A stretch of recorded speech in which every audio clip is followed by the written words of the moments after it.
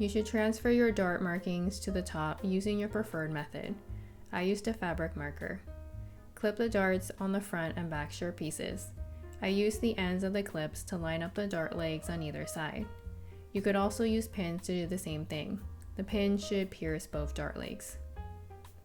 To sew the darts, always start from the widest opening and sew towards the point. This is true regardless of whether you have a triangle dart or a diamond-shaped dart.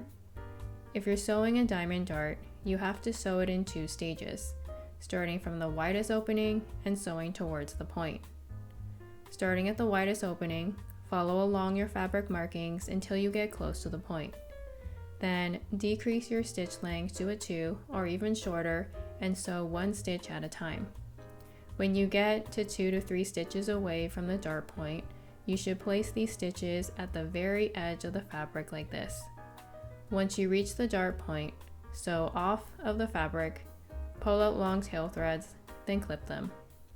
Use your fingers to gently pull the sewn dart from the wide opening to the point to make sure there is no bunching. Then hand tie a few knots before clipping the threads down. This is what the finished dart should look like before pressing.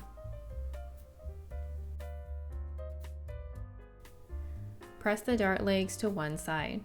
The point of the dart should lay on a curved portion of the tailor's ham when you press it flat. This is what the dart should look like after it's pressed. Repeat this process for your remaining darts.